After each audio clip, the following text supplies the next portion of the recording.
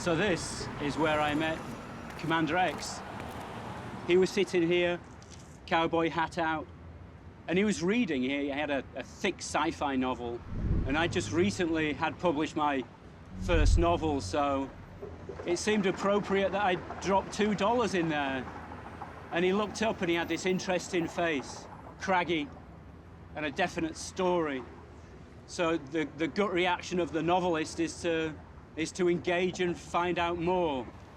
But little did I know that I was about to fall into the quicksand of hackers, of Anonymous, and the beautiful randomness of life.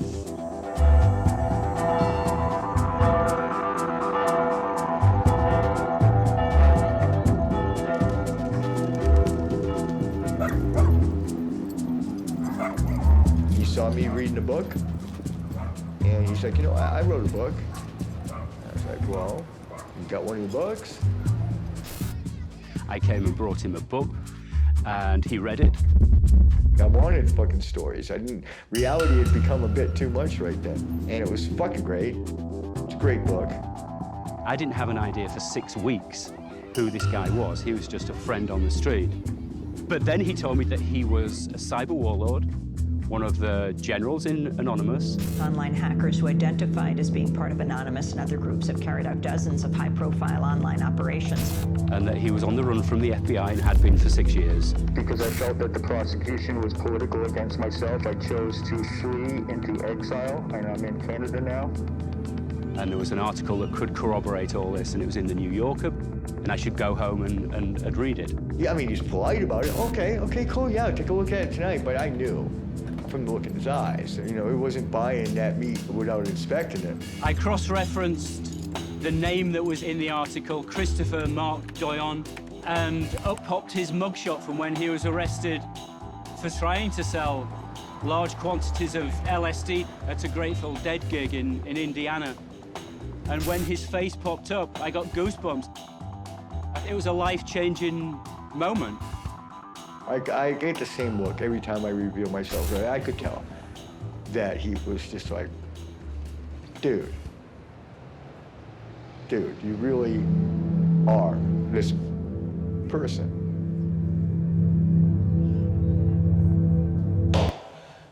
So let's bring us to today. Today? Today! Well, today they're making a fucking movie about my life. I've been called cyber terrorist, but I have to laugh right now at the fucking very idea. What is an information terrorist? Please, I mean, can somebody help me with that? How can I terrorize people with the truth? Commander X had a knack for being at the beginning of these movements, being right there. We're information activists just trying to make our world a bit freer and a little better. He is smart, he is articulate, and his words have power that most people's do not.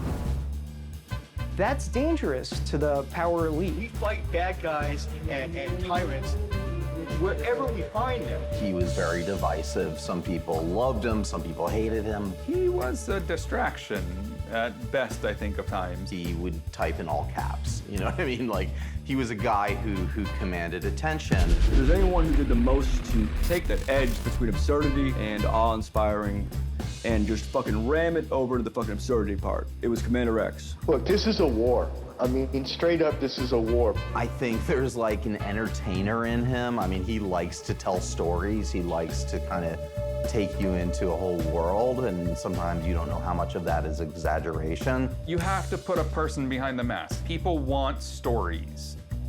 So Commander X did make a good story.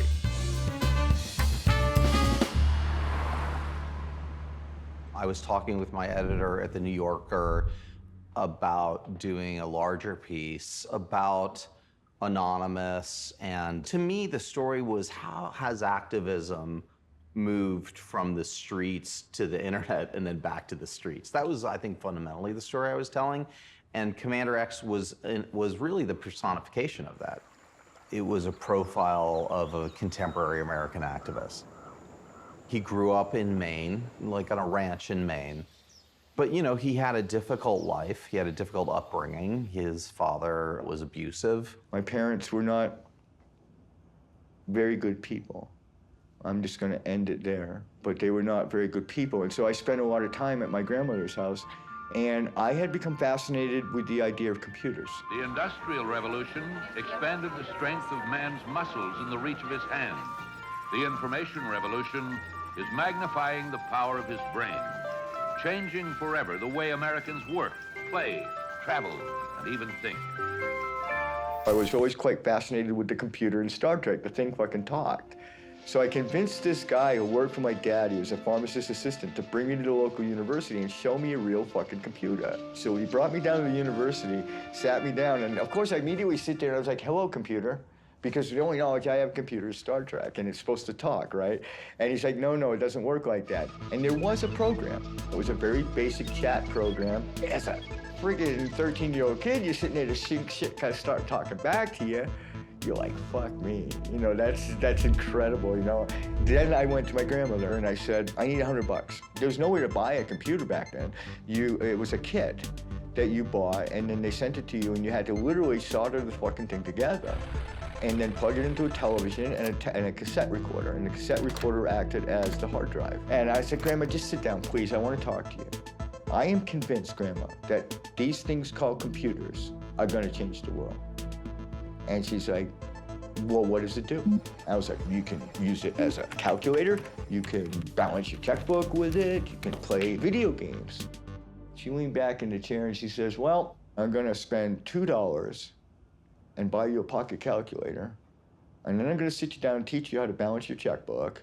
And then if you do all of that, I'll take you out to the video game store, and for $40, I'll buy you a Pong game. And you can just skip the $100 computer. I said, Grandma, you just don't understand. This is going to change the world. It took me about a year to put the thing together. So you can see that coming into it from that way, in that fashion, just the fascination's never going to wear off. Now, I'm like a kid in the candy store. I'm living my own science fiction. I wake up every morning, I get in front of that computer. I am not unhappy. I spend 10, 12 hours a day in front of that thing, and I just find it all fascinating every single fucking day I get up. He gets to Cambridge. He was sleeping on park benches. My understanding of it was just because he liked the mobility of it. He claims that he was always homeless by choice. And then I went to a Grateful Dead show. Inevitably, that was going to come into it. And it was in Boston.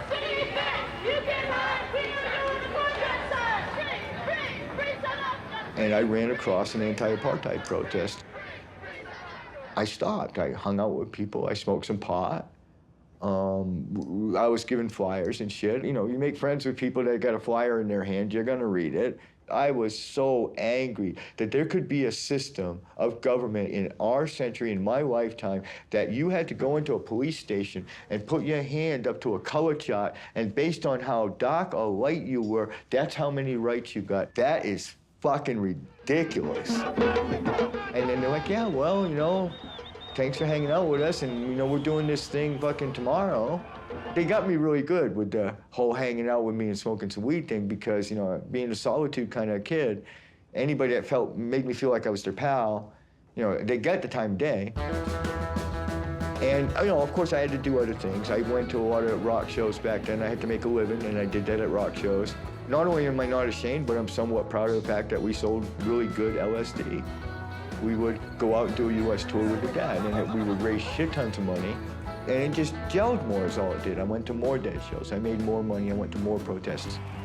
Some dude with fucking cakey-ass dreads, literally down to his knees, would sidle up to me and give me maybe a little piece of paper folded up like this in the passing crowd.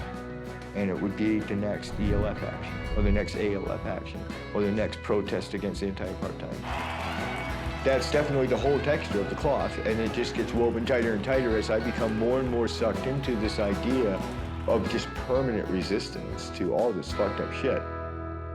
The things like the Animal Liberation Front, the Earth Liberation Front, I did my tours of duty in both of those. And then eventually our little silly little hacker group that we called the People's Liberation Front, The PLF, we were more of like a little militia. We adopted these titles called Commander, and we'd all dress in camo when we went to protest and shit. And one day, my friend sat me down and said, look, we want to have a talk about something. A hacktivist group by the name of Anonymous had hacked the forums of the Epilepsy Foundation of America. And they had placed on the forum, on the front page, a animated GIF. These GIFs, these animated GIFs, they strobed very brightly, they strobed very fast. They could take an epileptic and cause them to have a seizure just from looking at it. 4 people went to the hospital across the country. And these people were literally harmed by hackers thousands of miles away, physically wounded. It sounds so funny on one level. I get the lulls. I get why they did it. They're still fucking dickheads. If you're out there today watching this movie, you're a piece of shit. He was a deadhead. Here's a guy who would like anti-apartheid protesters. He got busted supposedly for selling 300 hits of acid at dead shows. I mean, this is what he's coming out of. So this idea that these punks were trying to hurt people was upsetting. So he didn't have a great opinion of this Anonymous, whatever it was. We can't let that fucking pass. These people need to either be brought to justice or at the very least fucking monitored to see what else they're gonna fucking do. So I was tasked with literally infiltrating Anonymous. I was to go in the IRCs, spend as much time as I could, make as much contacts, not to get these people busted. This was not some sort of law enforcement thing. I just want to know what these fucking people are up to, you know? So that's how I get into Anonymous.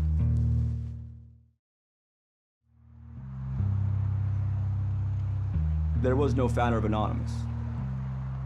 From late 2007 on, there was some degree of soft power that, in one way or another, managed to corral this phenomenon, and did so in ways that were effective, that allowed it to become a decisive force, sometimes in the history of nations.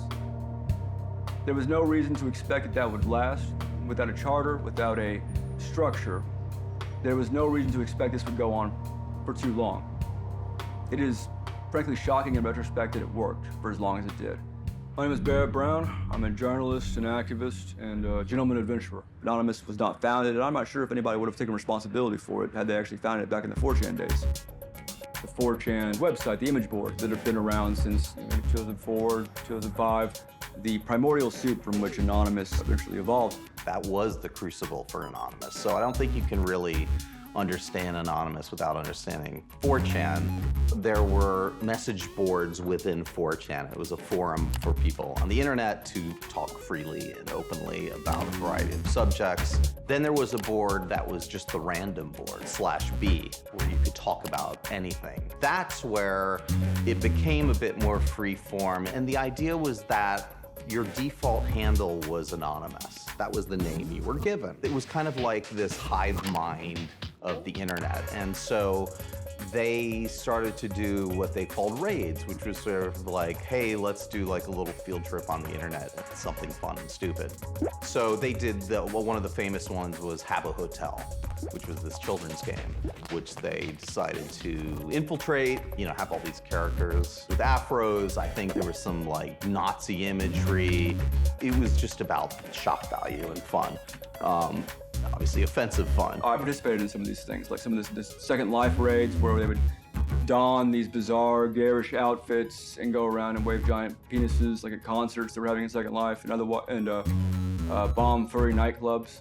I remember thinking like, the emergent organization that's going on here. This is a new dynamic that the internet has made possible.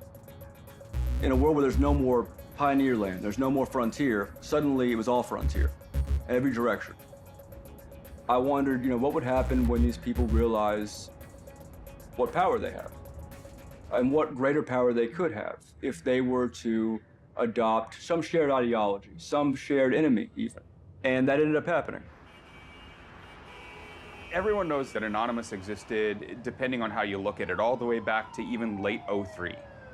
But in reality, that was 2 people on a website, The strangest thing happens, in January '08, it becomes this, giant movement that the news is covering. And that was partially my fault and definitely an accident. You know, I look back and I wish I could say, you know, I masterminded this amazing thing on purpose. No, I have no idea what I was doing, dude. On January 14th, 2008, up on 4chan, this video is posted of Tom Cruise being insane. Tom Cruise, Scientologist. Being a Scientologist, when you drive past an accident, it's not like anyone else. As you drive past, you know you have to do something about it because you know you're the only one that can really help. And another post comes saying the video is gone. And everyone's like, well, wait, why did that get taken down? That's Tom Cruise being insane. It's fucking funny. We decided that we're really good at doxing people. We're really good at getting their information and hunting people down, and use some connections to find the person who had the video. And by we, I mean a few of us who were on IRC, which is a chat system. We went and found the person who had uploaded that video and got their source, and we re-uploaded it. It was taken offline in like 30 seconds. Scientology at that point was watching YouTube for everything going by and like, got it again.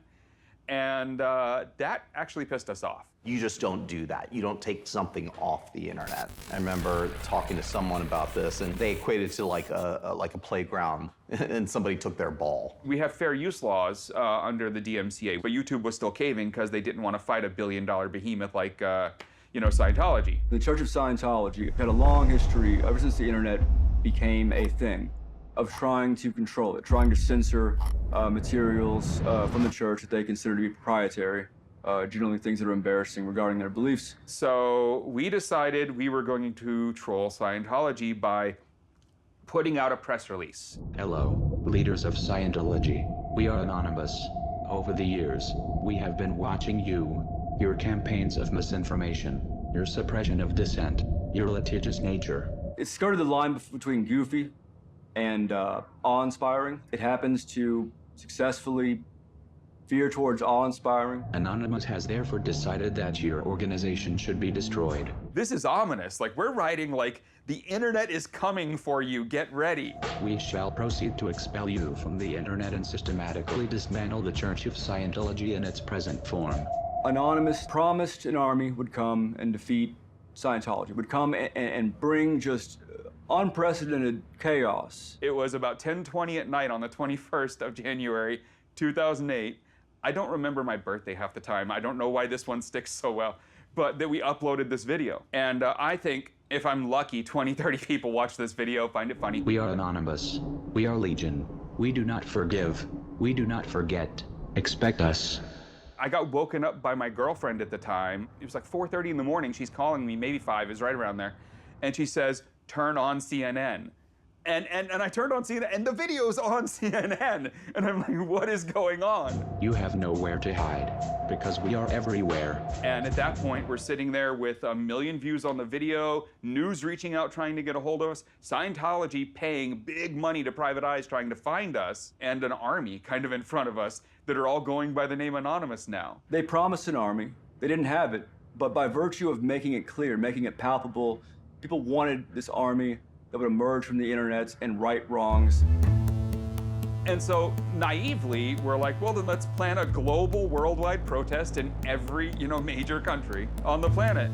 We're gonna be those old school protest types, but do it like the internet does it, so make it fun. We're sending Anonymous outside, so they better remain anonymous. So we're gonna need to cover our faces. The media needs something they can show that's the ominous thing, right? So we had to give them a mask. It had to be available. So we actually spent the next about 25 hours calling comic shops, costume shops, and literally every single city we tried to call had Guy Fawkes masks in stock, sitting in back that no one was buying, that they had discounted because everyone thought after the V for Vendetta movie that 1 million of these would sell, and none did. And we're like, well, great, decision made. It's the only mask we can actually use. Everyone wants a romantic version of this story. No, it was because it was the only one that was available in every single town we were gonna be in. It was ominous. It sort of created this mythology of Anonymous. Who is Anonymous? What are they? They wear these masks, you know? And I think that was the time when Anonymous was really branded. And so having conceived of the Army and presented the picture, the Army came. They happened to be clever enough to organize all of these thousands of people who saw this video they made. And so the Army was materialized. The Army showed up. This is what the internet would look like if it went outside. There were women, there were people of color, every race, there were young and old, there was everyone. And we just weren't expecting that. We were really expecting the young hackerish 4chainer guys to all show up and that to be our little group of 20 that stood on the corner for an hour. And instead, all these other people showed up, and it was great. And that's how Anonymous first became a decisive force. We have a thing now. What do we do with this? It had only been built for fighting Scientology. In reality, its whole goal was actually just to screw with them for a week. You know, again, this being so off the cuff and so completely accidental, every step of it, we didn't expect this to keep going. The Scientology protests at that time was funny as hell. And that's what eventually sold me on them. They really were turned out to be people that were authentic. So I'm hanging out with these people, and like I said, the vast majority of them, I have to admit, were good people. At that point in the story, there's just one of those cathartic moments that's about to happen for really everybody. And that was the release of the Collateral Murder video.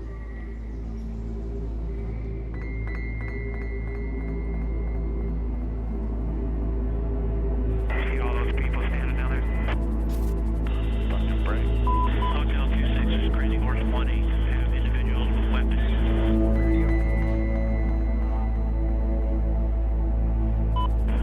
Anybody has element? How about an RPG?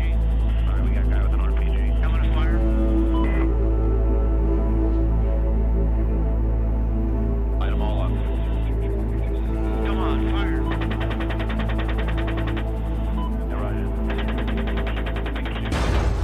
in. Within weeks of the release of that was an immediate thunderstorm of persecution fired off at WikiLeaks. WikiLeaks picked a fight with the U.S. Now the U.S. is fighting back in more ways than one. American lawmakers want to see founder Julian Assange. They want to see him tried under the Espionage Act. And the WikiLeaks website has its own trouble. This is a new news here. PayPal has announced it has suspended WikiLeaks' account, costing it a vital source of funding. MasterCard, Visa, and PayPal agreed to a behind-the-scenes U.S. embargo against WikiLeaks, whereby they all simultaneously, more or less, said, oh, we're not going to process donations to WikiLeaks anymore. Immediately, there is this fucking visceral rage because websites like the KKK or the Westboro Baptist Church have PayPal donation links on their fucking sites. But then, what? A publishing company like WikiLeaks just trying to get enough money to pay for their servers? And no? Are you kidding me? And so Anonymous just leapt that day, the day the donation portals came down. Anonymous said, we're coming for you. Supporters of the website WikiLeaks launching a sweeping cyber war this week. That's right. It's being called Operation Payback or also Operation Avenge Assange, and it's basically a loose affiliation of hackers that call themselves Anonymous. This time they're turning attention to what they consider to be the enemies of WikiLeaks. Visa, MasterCards are the big hits they've had so far. This man calls himself Commander X and says he's part of Anonymous. The power of Anonymous is that we have the ability to affect change on the internet. Their method of choice, a denial of service attack, where hackers overwhelm websites with a huge volume of requests for information, crashing the site, says Commander X, for a cause. That process is the equivalent of a virtual sit-in. I can best sum up my philosophy with the quote that I'm so famous for and is, I admit, very fucking funny. You only need two things in this world to be a world-class hacker: a computer and a cool pair of sunglasses. And the computer's optional. You have a site online, all of a sudden we snap our fingers and that site is gone. Anybody can do it. You don't have to be a hacker to take down a website. You know, you can download a program and figure it out in an afternoon. These are all various DDoS weapons. This would be the equivalent of a rifle. And so now our target has been loaded, and as we say in Anonymous, poo, poo, poo. And hopefully hundreds, if maybe thousands of people would download this same software and all of us fire. So it's really about multiplication. This is a weapon that's designed to be used by an army. And we just kept going. It was an incredible time because that entire 10 days, you don't even sleep. You have, in essence, Julian Assange, who has become a cyber messiah, and hundreds of followers who are waking up zombie computers, their soldiers, and attacking companies like Visa, MasterCard. And this is the first time you really begin to hear during those 10 days, the FBI rhetoric was just over the top. You know, these are cyber terrorists, we're gonna shut them down. And of course, we're all like, yeah, fuck you. Yeah, so what? It's protest, motherfuckers, get used to it. In the midst of that, I've been living in Santa Cruz, and I had a cabin up in the mountains, but I used to stay, and when I was in Santa Cruz, I didn't pay for a hotel. There's places to sleep outdoors. Santa Cruz doesn't just have homeless people. You have like you're mentally ill and you're addicted who hover around Santa Cruz because there's a lot of drugs there. It's a surf town. But the vast majority of people that they label homeless people are actually just bohemes. They're just people traveling up and down the coast. It's a travel corridor for backpacking, camper living culture that exists in California.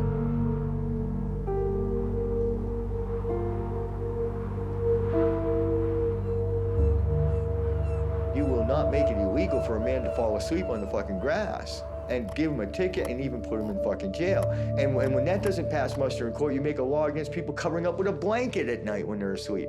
Literally, they got a blanket law in Santa Cruz. I'm not even shitting you. These homeless people had a protest camp going called Peace Camp. We were sleeping on the courthouse steps. We're sleeping in protest. We're sleeping literally with a sign next to us that said, I am protesting the sleep law.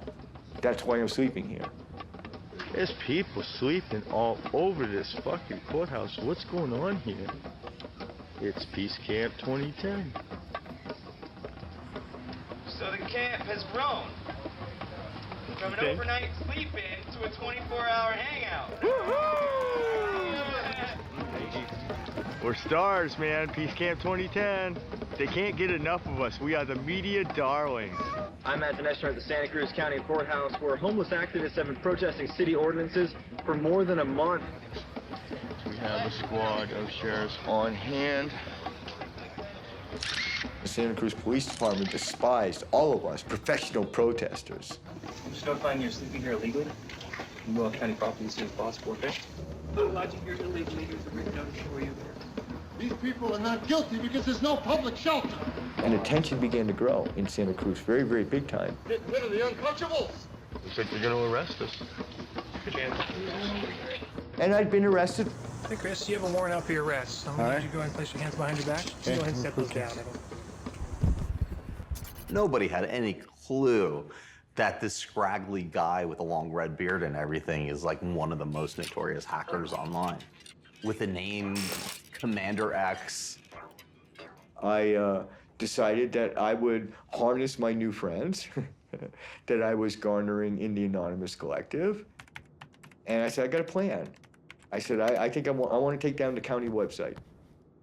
I said, but I want to be super cool about it because I'm here in this fucking town. So what I'd like to do is do it really ethical hacking style. Let's do it on a Sunday at noon for 30 minutes, and we'll pre-announce it. We'll tell them the specific time it is going to be down so that, the public will know that you just wait, and it will come back. I just went off and did it. I sat in a fucking coffee house, and I'm churning out these attacks. I'm deploying cyber weapons that our crew built just to DDoS shit. 2 detectives from Santa Cruz Sheriff's walked in and gave everybody a good fucking look over. And that's when I started packing up to get the fuck out of there. Oh my God, my fucking heart is coming out of my chest. The sweat is pouring off me. I got my pack on my back, my laptop over my shoulder, and I just fucking scoot left and walk normal as you can. But anyway, I make my way to the library, put out the press release from the library, and then the next morning I get up and the headline is on the Santa Cruz paper. I mean, in big black letters.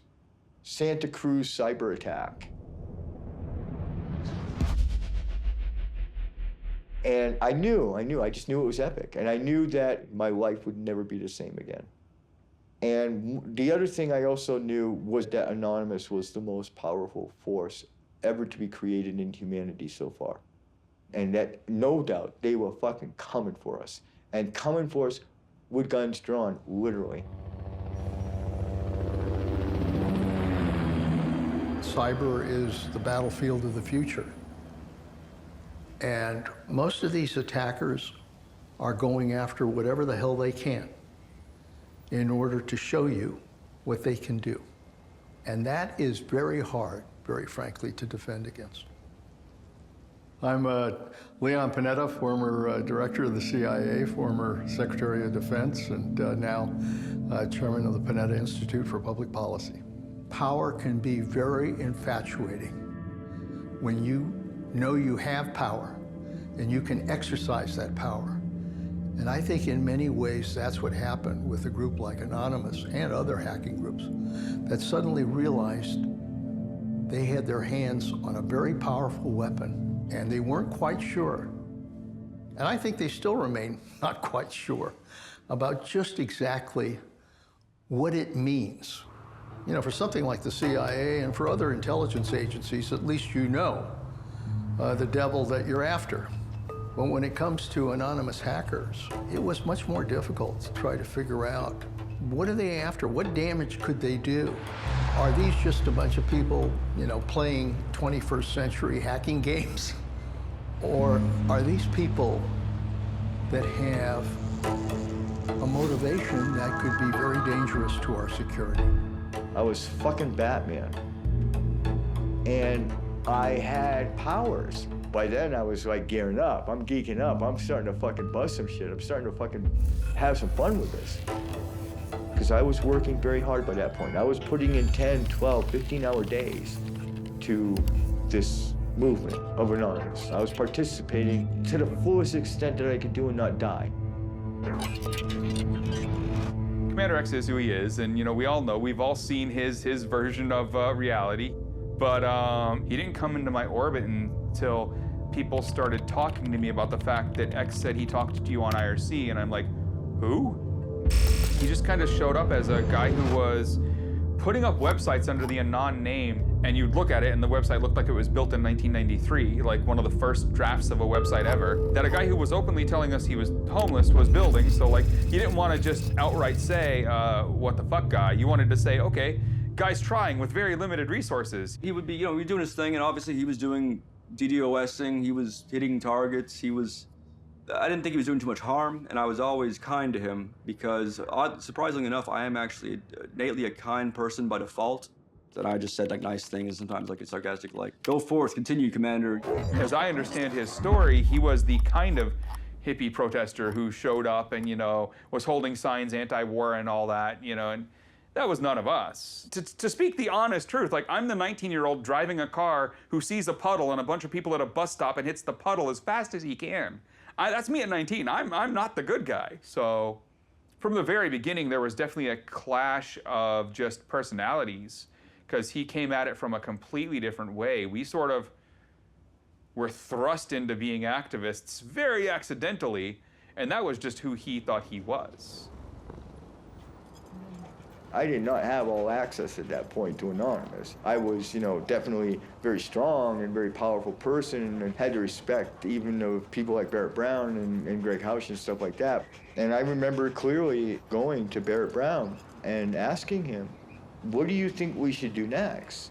I think he responded with just one word: keep an eye on the Middle East. Commander X and I did not sit there and plan the advent of Tunisia and the Tunisian Revolution.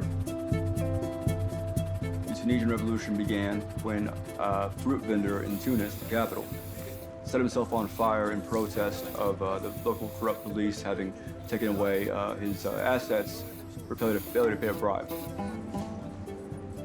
That is what sparked the initial conflagration. That's what started the street uprisings, the rage. It provided an enzyme, or a catalyst, rather. I'm not good at chemistry or much else. It provided a catalyst, a center of attention for those in the country who are aware of it to rally around. Tunisia is one of those interesting ones where They invited us in. We didn't even come and talk to them. They came and talked to us, you know?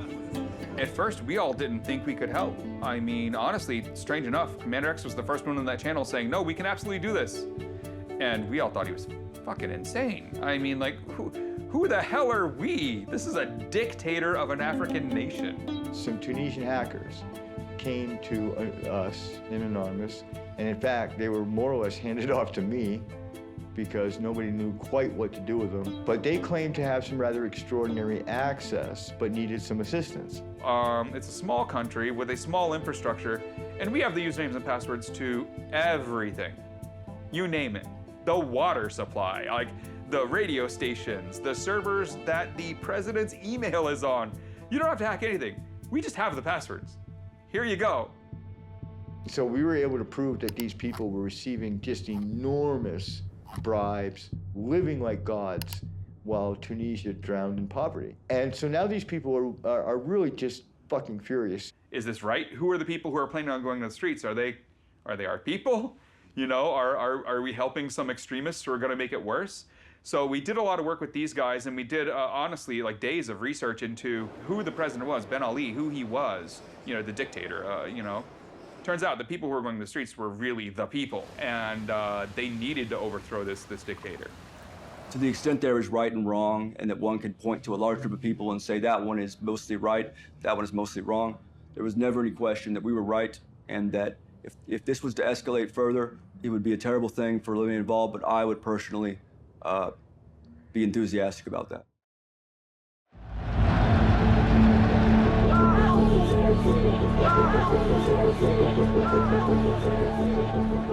I mean, you look at it and you think, what could hackers do? But you'd be surprised at how important it is to keep communication from city to city. We built this list of all the technologies they would block, and we kind of estimated what order they would try and block them in. Like, easiest, they're gonna just get Twitter and Facebook turned off in the country, right? So we put proxies up and fed them to all the people in the major cities as soon as these start working, access them this way. Can we get activated satellite phones to some of the people in these towns? Yes, we can. It keeps going from there to like 7 layers of communication. So when the internet goes down, then when the cell phones go down, we can keep handing them a new way to keep in contact. This is all unraveling in hours and days. It's breakneck speed. I fought, as we talked about earlier in the apartheid movement, for 10 fucking years. It took 10 days to run the dictator out of Tunisia. After Tunisia, we're starting to help the Egyptians with the same tools, because now we've kind of got a toolkit. We're really beginning to define skill sets that specifically apply to these street revolutions. One of the things we had done there was we knew the internet was going to get cut pretty easily. So our preparedness for that was we had gotten dial-up ISPs, old school 90s level modems mailed into Egypt. So if the internet got completely cut but the phones were still working, they could dial into the internet. We turned the internet back on in Egypt 3 times. So the Egyptians were using the internet to organize what would become the Arab Spring. Oh my God, we are having geopolitical impact. We're saying who's gonna fucking rule in this world and who isn't. None of these were our protests when you look at any of the stuff we did during the Arab Spring. None of them were our ideas. This is a revolution for the sincere people of this country. They're the ones that want to make the change. They're the ones that will make the change. They're the true heroes of this country. People showed up, asked for our help. It turned out it was things we could do, so we did it. And then I went back to building some plumber's website the next day. I mean, I think we came out of the Arab Spring pretty convinced we were all fucking gods. Commander X is definitely a victim of his own ego at this point. Was Commander X on the ground in the square in Tunis, in the capital, getting shot at? No, there were people on the ground risking their lives. They could have possibly done this without us. We could not have done it without them.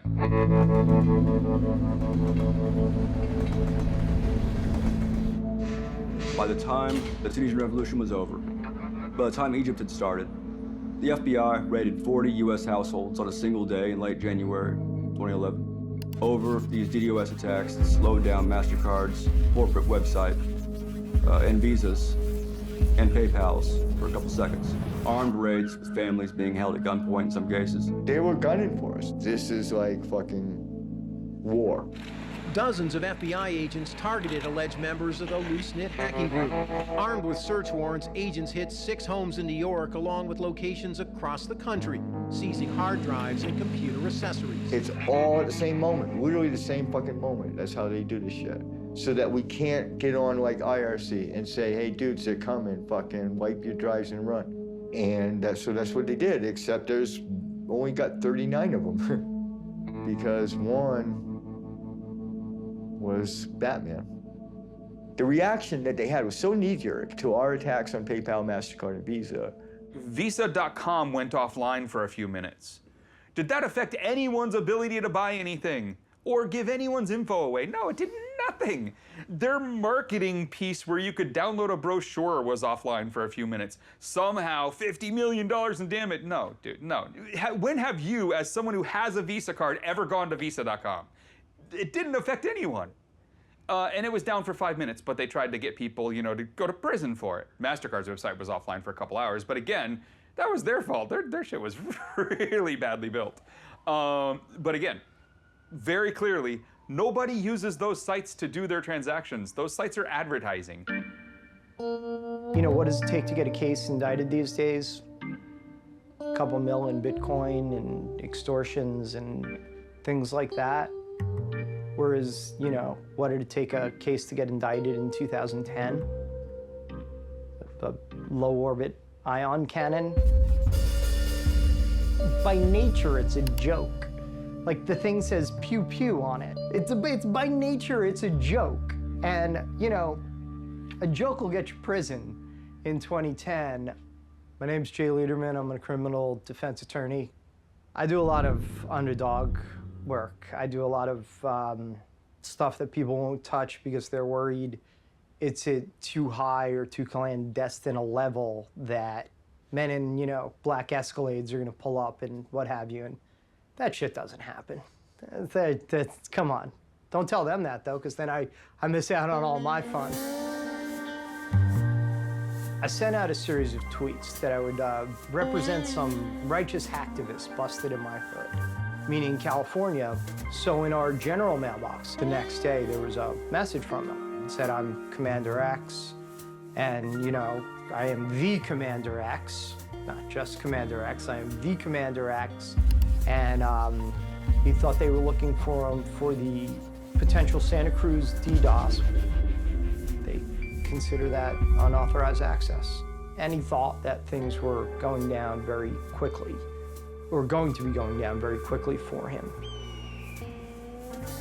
I was in Mountain View, California, and I had known that they had pretty much tracked me to Mountain View. I was seeing the Crown Vics around. I saw the FBI agents in the library when I was surfing on the internet. They would have had me surrounded by at least a dozen agents at all times. They must have really, really feared me at that point to deploy a dozen agents rather than just walk up and fucking arrest me. I'm going back and forth with X. You know, we had the meeting spot arranged. At that point, I'm still using like some sort of commercial-based email. I'm still new. And he was using some encrypted form of email. For some reason, he said to me, the last email he said to me was like, Jay, I'll see you at 10 o'clock at the such and such coffee house. And I said to him, why on earth did you say that? He had told me the name of the place weeks before. I had it written down. I knew where I was going. There's a guy in Bermuda shorts and that stupid Hawaiian shirt that they always make FBI agents wear, thinking that that's somehow fucking stealthy, and he's staring right fucking at me as I'm walking down the street. So I'm like, okay, so it's a game, right? So I'll play the game. I go to the coffee house. Another FBI agent comes in, sits down, takes my fucking picture with his cell phone. I was like, okay, let's see if you know about the secret fucking passageway out of this fucking coffee house, because I did. Down the fucking stairs I went, out the fucking back door. Nadia, the fucking fib from hell, she was screaming because she fucking saw me bolting down this alley and couldn't get out of traffic in time to come after me. Ended up coming up the fucking sidewalk with pedestrians literally weeping out of this woman's way as she drives up the fucking sidewalk. And I was just sat down in a bus stop. I lit a cigarette. And an FBI agent who I've come to call a cybercrime guy got out of the van, calmed Nadia the fib down, made her put her gun away, and just calmly sat there with me and waited while I finished my cigarette. He asked me my name, and I said, dude, if you don't know who you're about to arrest, you're not doing the job right. Right then, Jay Lederman drove by. I was looking for parking, and I got a call from my office that Christopher Doyon was on the phone. Yeah, I called back the number, and it was an FBI agent. And they were like, yeah, hold on, he wants to talk to you. They got him an hour before I got there at the place we had arranged to meet.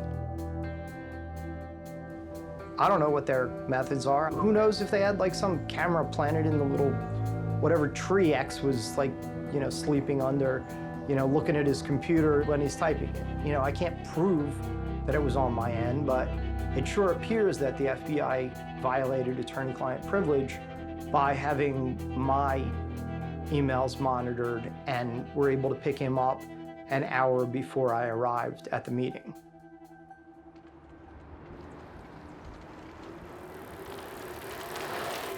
At that point, I went through a couple of days of court hearings to determine exactly what the fuck they were gonna do with me. They were alleging $6,200 in damages.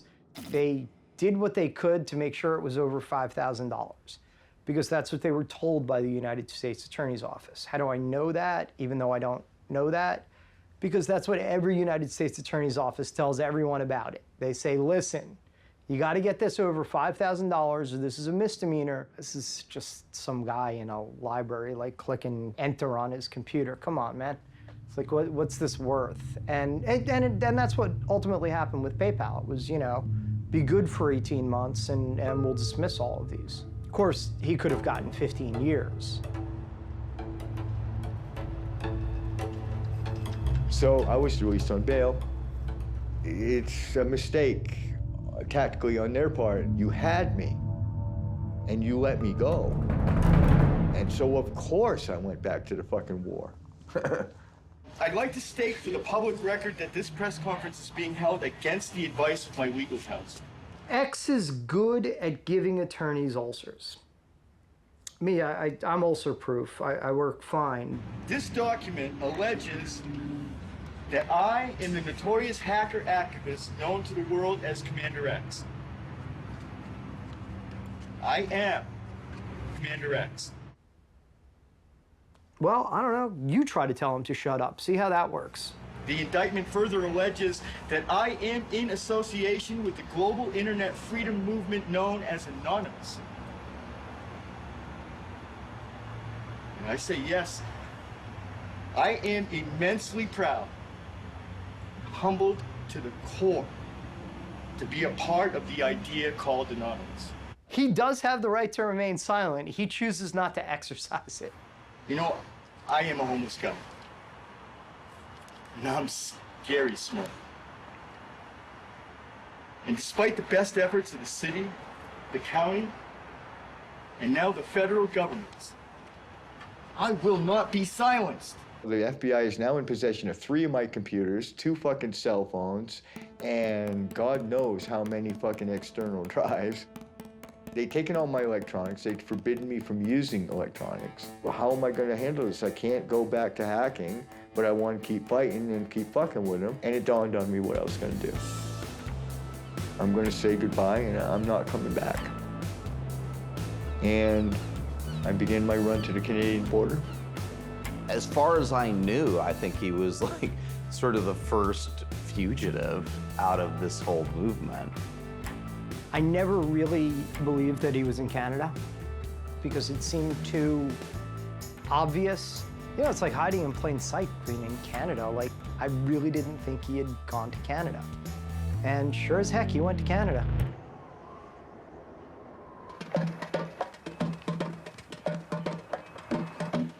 if you want to call me a terrorist, I've got no problem with that. But I would ask you, who is it that's terrified? And if it's the bad guys that are terrified, I'm really super okay with that.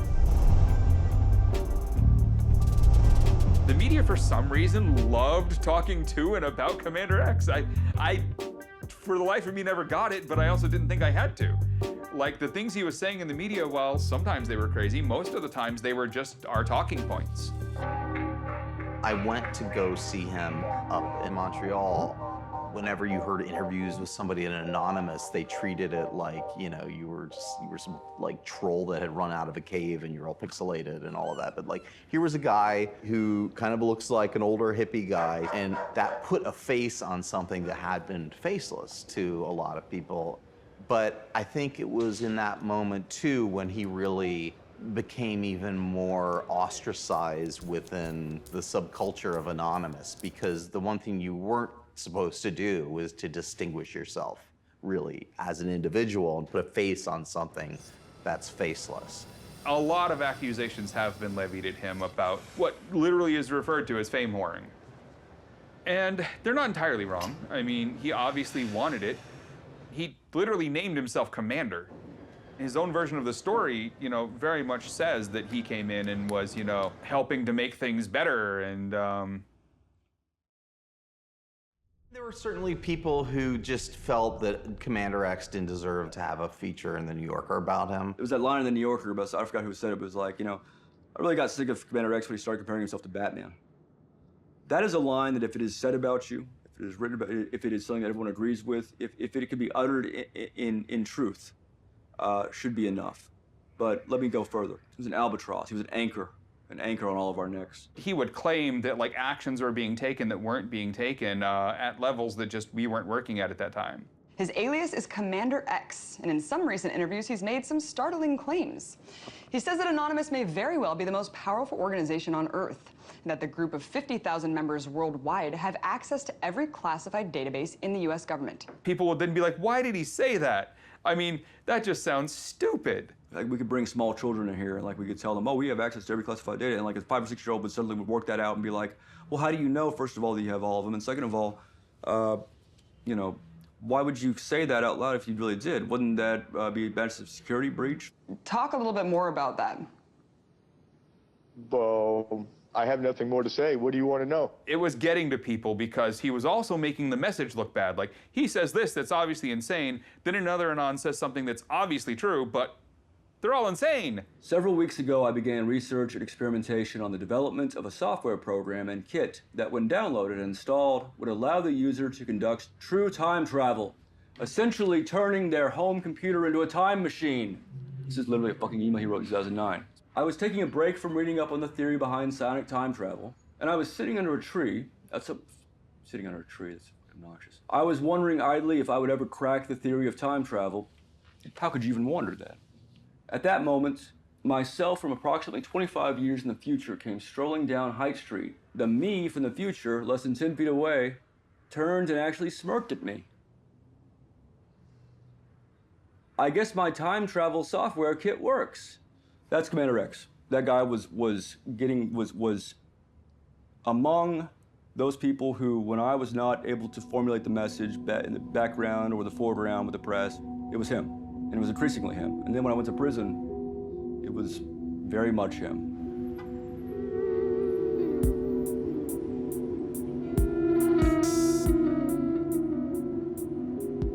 The FBI raided me on March 6th, 2012. Raided my apartment first, found I wasn't there, which was by design. Then raided my mom's house and took my electronics, computers, phones, files, just like they had taken files and papers from my place. And then 6 months later, after I had learned, I've been told by the prosecutor that they were going to be charging my mom as well, which is a very common practice among the FBI, charging someone's female loved ones to get them to cooperate. And knowing myself that I would never cooperate with the FBI. I made several videos laying all this out. Hi, I'm Bear Brown again. This is part 3 of a 3-part series on why I'm angry with the FBI. Sorry, I've got a case of the giggles. My mom has not been involved in any of this at all. Did not know about the tip I received the previous day. Didn't know I was over there. I come over there a lot. Didn't know why I brought, the laptops over. Didn't notice, didn't pay attention. I also threatened to shoot anybody or more FBI agents came to my house. They know that I'm armed, that I come from a military family, that I was taught to shoot by a Vietnam vet and by my father, a master hunter, and I will shoot all of them and kill them. It was pretty obvious I was going to be dead before I was 40 or so. So I wouldn't mind going out with 2 FBI sidearms like a fucking Egyptian pharaoh. And so I was ready. It's like super passionate about this argument.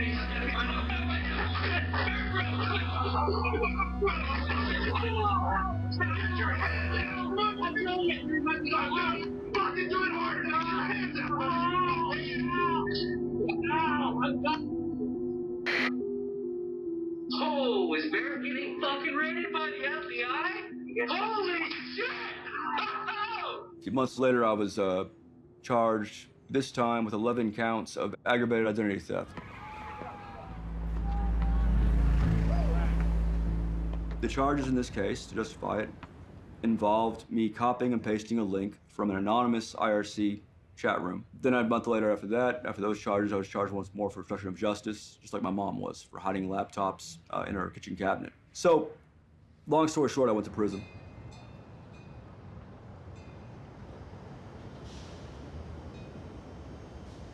If America is supposed to be the bastion of liberty around the world, how do I even end up here in Mexico? How does shit like this even happen?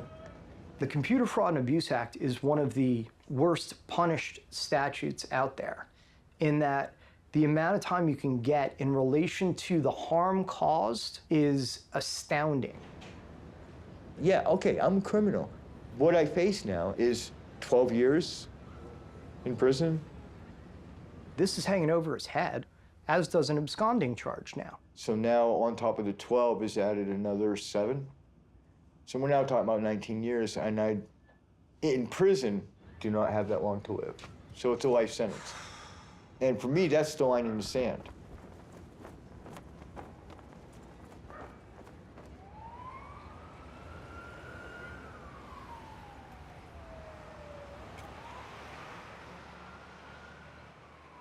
I actually first went to Toronto because of the world premiere of a documentary called We Are Legion. Introduce yourself.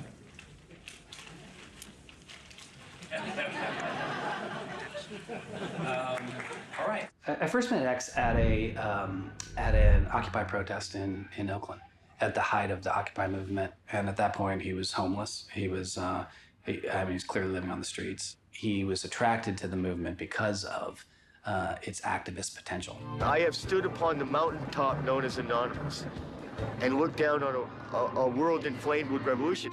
I saw him again when he was homeless in Toronto, and he was, Toronto is not an easy place to be homeless. And, he wasn't doing well. He wasn't doing well. No country should be allowed to stifle dissent to the point where people are committing suicide and people are fleeing their own country, never to return. I mean, think about the decision I made. I'm never going home.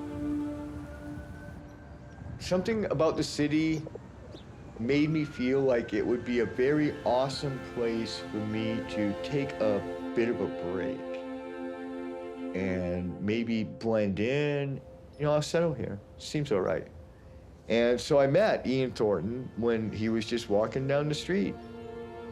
As a recently turned storyteller, this was gold dust. I mean, there was no master plan to do anything with it, but viscerally, this is the sort of thing that a storyteller dreams of.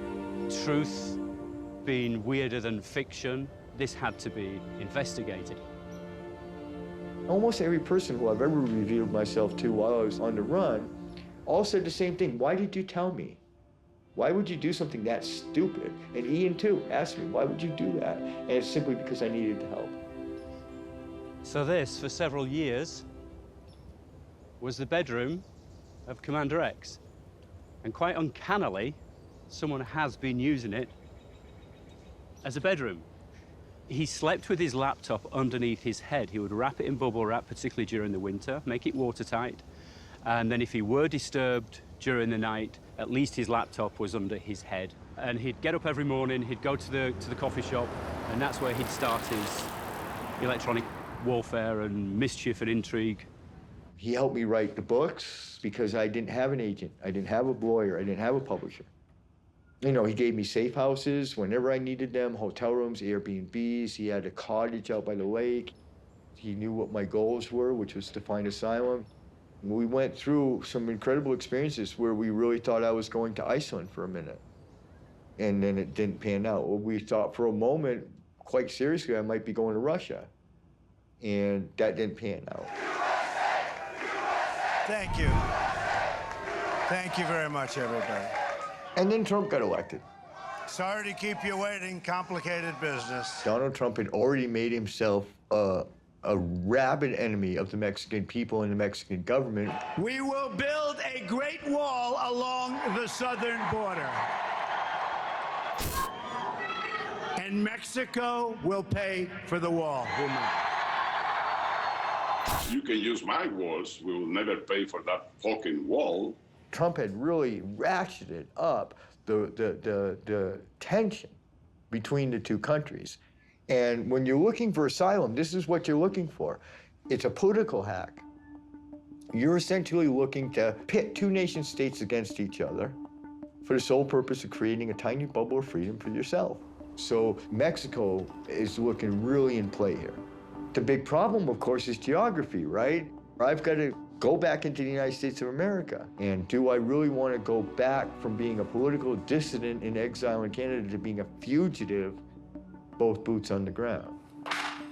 And so I produced a 30-page PDF and called Ian to the coffee house. I said, so what do you think? And he said, you're not going to actually do this, right?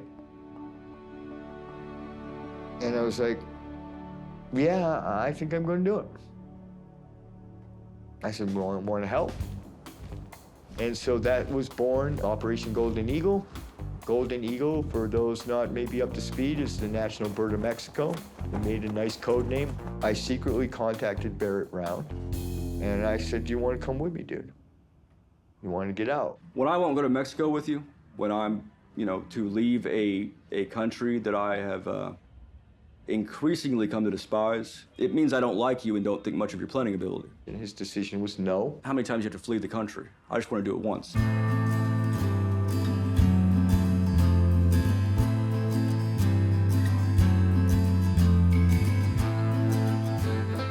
Anonymous Operation Golden Eagle is by far the weirdest human endeavor, probably in human history so far. It was the most elaborate, thoughtful, anonymous operation that I have ever been a part of. 100 kilometers to Altoona begins now. This is southeastern Manitoba, Canada. We knew it was hunting season in Manitoba. We knew if I was going to go through the woods in Manitoba, I might get shot at. And I did. One has to fucking wonder how a hacker from Cambridge ends up in a place like this. And out of Altoona, I will break back into my own country. And guess what? This is our first camp in the United States of America. Because that, folks, that's North Dakota. I'm now, by my own choice, a full-on fugitive. Wanted dead or alive. How do you like them apples? I'm actually taking a cab right out of Pembina. Straight to Grand Forks. From Grand Forks, I'm catching a Greyhound all the way to El Paso. All the way to what we call in this operation the exit node, which is El Paso. El Paso is the city that I'll stage my exit out of America.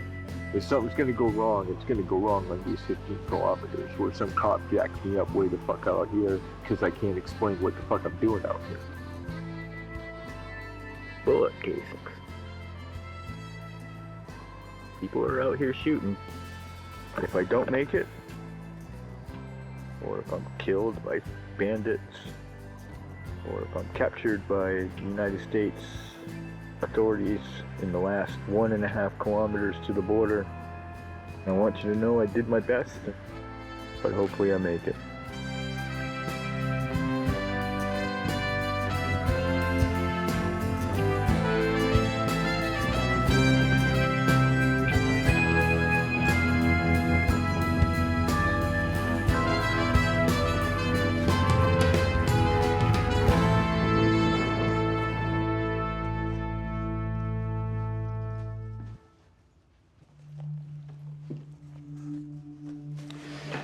have no idea. I have very little idea what's in here.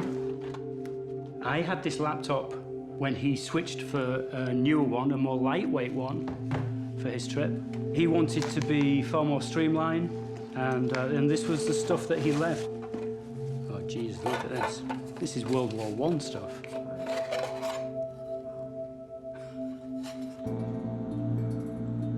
When I hugged him at the Greyhound station in September 2017, I didn't think I was going to see him ever again.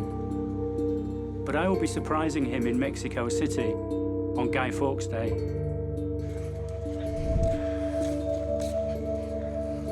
People in the Anonymous Collective have learned to watch my Twitter very carefully, and so I began to tease, hey guys, watch me on November 5th.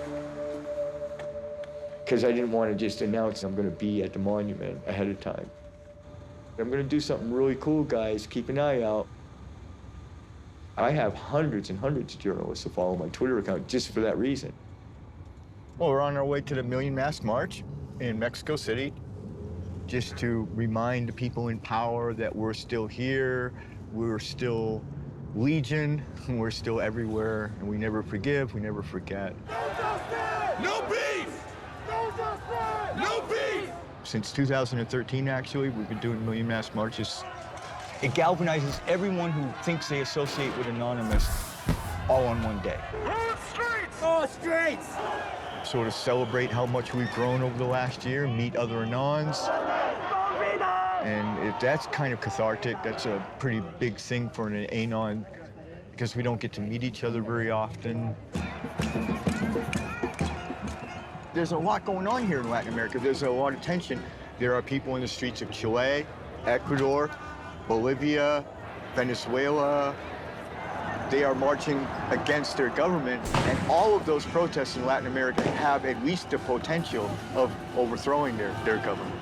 So if the culture is, generally speaking, in a revolutionary mood, that's a really big sign that today could be good and even bigger than normal. I would not be at all even marginally surprised to see 2000. Could be even bigger.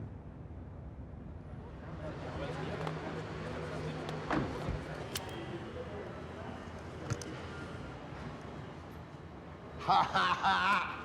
Look at this, you. Okay, come on, get him in the truck. Get him in the truck, quick. We gotta get out of here. We gotta go. We'll talk on the way. Let's go. God, dude, look at you. You brought a mask, right? They took them off me at the airport. They are illegal to bring them in? I don't know, but I had 4 of them. They took them from me. Oh, we have our wits about us. That's not good news, actually. That's concerning.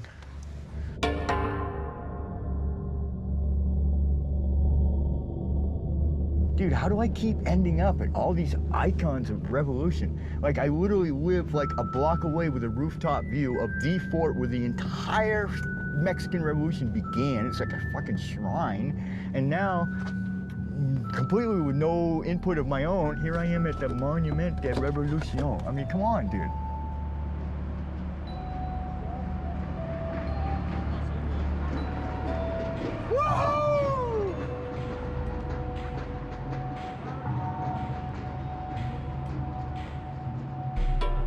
Today is a Million Mask March, Anonymous Million Mask March, and Anonymous has always supported Julian. So all over the world, Julian supporters decide to show up on this day, on November 5th, and wear a Julian mask instead of Anonymous mask. Julian Assange expuso corrupción de gobiernos mundialmente, también expuso crímenes de guerra de todo el mundo. También expuso las corrupciones que existen entre las corporaciones y por todo esto ha sido perseguido, ha sido...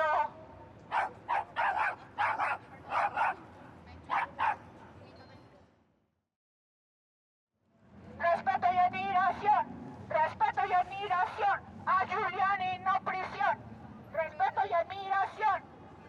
y admiración a Julian y no prisión. Quien ha estado siguiendo el caso. Okay, I gotta talk to my people. All right, guys, this is Commander X live at the Million Mask March. You know, we're few right now, that's true, maybe by other standards of other Million Mask Marches, but that can change in a heartbeat. If you are somewhere in Mexico City right now and you happen to be listening to this stream, then, you know, get your shit down here. We're not going anywhere. And if you can't, then just get busy and start tweeting streams, other people's streams as well as my own. Make it go everywhere. Make everything go everywhere about Million Mask March. Let's really make ourselves known this year.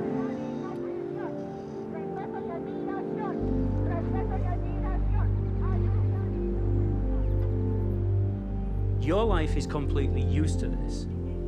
Mine wasn't. So when we started to live our adventure, I was doing stuff that was completely foreign to me and was scary. And the crescendo was when you cut your way into Mexico. You know, I started out with a great idea, and then it was sort of like flying at 100 miles an hour off a cliff in Juarez.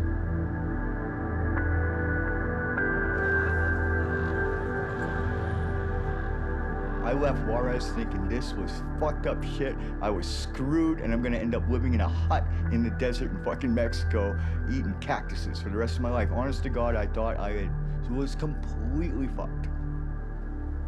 There was a point in time where I gave up hope and quit even trying, and that's when I went and got Xander. Hey, look at you. 3 months old. That was the moment when I was gonna just leave this mortal spear, or mortal coil, as they say. This is Xander's first Christmas on planet Earth. Oh, look at the size of that fucking bone, buddy. I decided to give it one more fight with, like, literally the last bit of me left. It's a weird thing, and I mean, thank God it turned around, I guess, right? And I didn't cash out. I guess, really, you kind of got to thank my dog for that. I mean, really, how weird is it the world might end up getting saved by a fucking dog?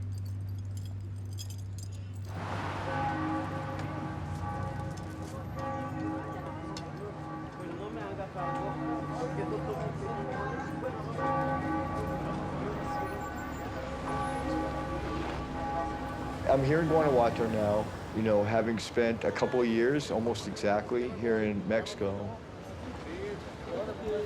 You know, I've moved around a lot, I've met people, I've generally tried to build a network of friends to help me. They're the same, right? Same size? Same. Is this grande or this? I like the color too, I take that one. Yeah, yeah. And thus comes into play people like Vic. Well, I was just walking in the streets, and then I saw this American guy who was standing, all lost. Didn't know where to go. I just saw him like looking one way and the other. And he saw us and, hey, guys, do you speak English? And I'm like, yeah. Hey, where can I go to a coffee shop? And I'm like, okay, let me take you there, especially because of the streets here. So we started walking, and we started talking. And then he kind of asked some questions to see if I kind of knew a little bit about, well, Anonymous. And I'm like, oh yeah, I'm familiar with it. And we talked a little bit more, and he said that he was one of the founders of Anonymous. And whenever I got back home, I searched online. I was, oh shit, it's truly him. And I was like, damn, now I search him online. I mean, and I got all paranoid, right? So he sent me an email, and he was, oh, I slept in a dumpster. It's my birthday. Like, it was the worst birthday of my life. So, well, I was like, what am I gonna do? Maybe you can stay there for a couple of months until things get, I don't know, good again. I mean, he became a really good friend, especially because kind of nobody likes him. I like broken things.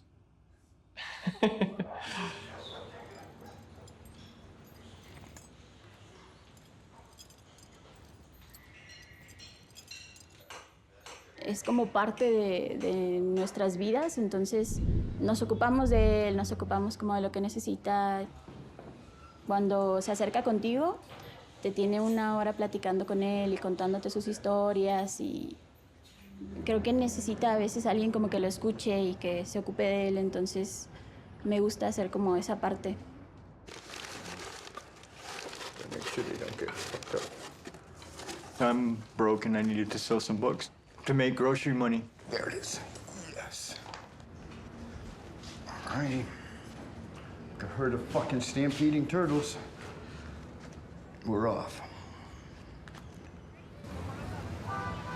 Most of my friends were not actually aware of any of this. I was just the eccentric American who lives in Guanajuato. Nobody knew anything about me, and so I felt that it was incumbent upon me to let them know that, hey, actually, I got the secret.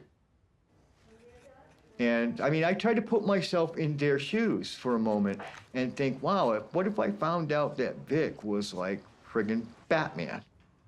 You know, that's the kind of level of revelation this is. You know, you got a really serious secret life here that nobody knew about.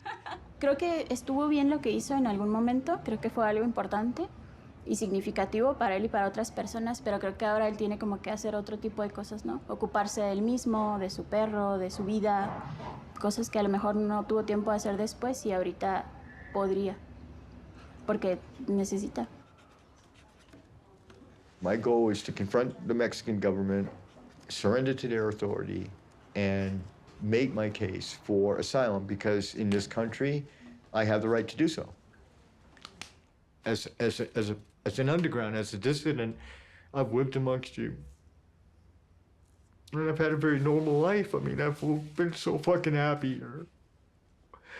And that normalcy is just a taste of what I hope that I can have if the government of Mexico will do the right thing. They will let me stay here in this country, in your country. And if fate will allow me to remain in this city, that's what I want to do for the rest of my life. Is Commander X on the run for a good reason? I honestly do not know if Commander X is on the run for any good reason. I don't know that he represents a serious threat to law enforcement now. I mean, if you were to take the top 1,000 or 2,000 biggest threats to our cybersecurity in the United States, my guess is Commander X isn't anywhere near that list. I've done several cases up in San Francisco, and the person who was, prosecuting his case initially is the head of the unit now. And it's been a couple years, but I mean, the last time I talked to him, he's like, say hey to Mr. Doyon, we'll see him at some point and we'll get ourselves reacquainted. I would have no doubt that he would be a prize trophy on some U.S. attorney's wall. There is so much that is inexcusable that what happens to all of us, starting with that incident with the 40 U.S. raids by the FBI. 40 homes raided by armed FBI agents over a incident that slowed down a corporate website for a few seconds. There are a lot of people, especially a lot of media, who have said that those arrests really led to an end of Anonymous and very much a slowdown of hacktivism. But what it more did was drive it a little more underground here in the U.S. and cause people to realize that they needed to actually, be anonymous a little better. I would remind any cognizant human being who considers himself a citizen of a democracy driven by informed consent, when someone like me is targeted or someone else, a whistleblower, is targeted, we are not the ultimate target. The public is the ultimate target. It wasn't to fuck with me. It was to prevent you from being able to act as a citizenry, which no one in this community, the intelligence community, the DOJ, FBI, no one considers you and your informed consents to be a proper thing.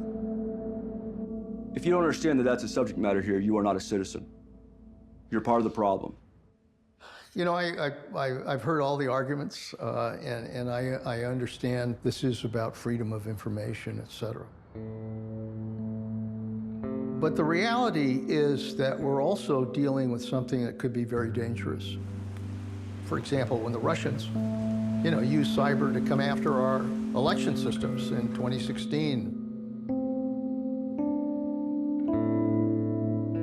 Did they cross a line? Because that was a bold attack.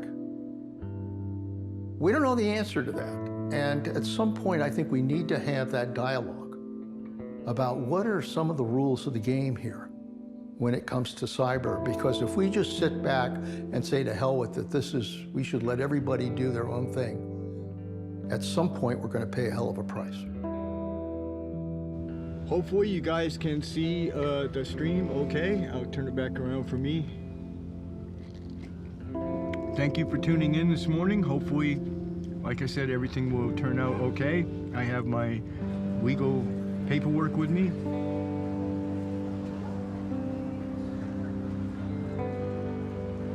Here I am, cameras in tow and everything, requesting political asylum and emergency refugee status. I've always known that this moment would come, but I also didn't want to fuck it up. So I wanted to make sure that the moment was perfect, and I believe that we're in that moment now. You know, it's the end of a long fucking run, 10 fucking years, and not at all sure that I would ever make it to this moment. I bought these boots just for the journey.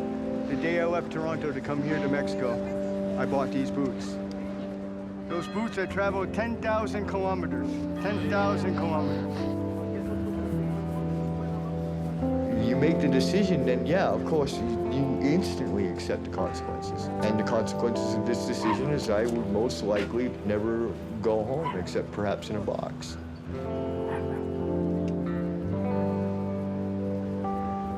My goal originally was to keep fighting and not get caught. I'm still fighting and I'm not caught. And I'm this close to victory. And this time in a very permanent, final way. You're not fucking gonna drag me back in chains. End of conversation. I'm gonna get fucking asylum. What trámite are you gonna do? What is the purpose of your visit?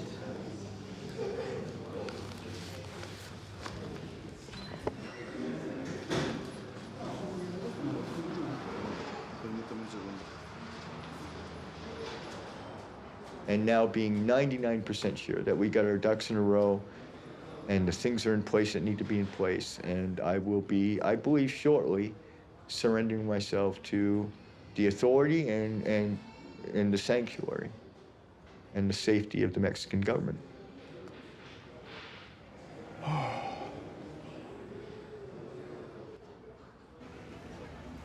I'm happy to report that today the government of Mexico did the right thing.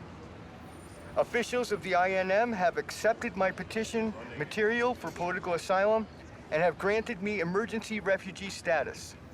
I am the first information activist in history to receive political asylum in a foreign country for protest actions taken under the flag of Anonymous.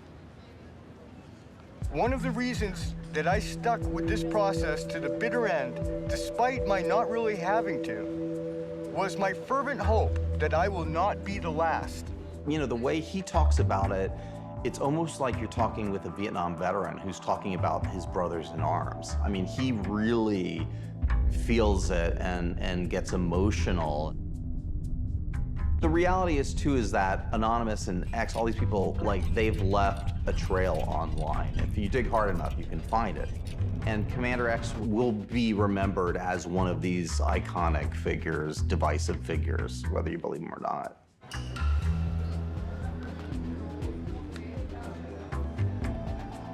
Yeah, well, now that he's almost Mexican, but not speaking Spanish, it's gonna be very hard for him. Hi, how are you? I'm fine, thank you. You? Oh, you have English, thank you. Oh, Yes, a little. Oh, you have more than I have Spanish. One burrito, one latte. Okay. Perfecto, thank you so much. This is gonna be a lot of fun. Like watching him, like getting a job, being stable, having routine, like work. I think it's gonna be even harder than getting the residency. Yeah, look at this. Holy crap. I'm always sort of concerned for him and about him, but I sense there are better days ahead for him. He's now a bona fide, or he feels like a bona fide human being again. He has a piece of paper from a government with his picture on it. And even for an anarchist and a maverick and a rebel such as he, that seems to make him feel somewhat whole again. As for him and his Is activism there? Who knows? Vamos a saludar a mi amigo Pancho Villa. Que le vaya muy bonito. Hasta luego. I don't know, like his personality is kind of like a big fuck the system, a big I don't want to be part of this. So he's gonna find a way. He's always gonna find a way like to push the boundaries of the system, and I think that's cool. One last shot of this beautiful square here. It's a beautiful church.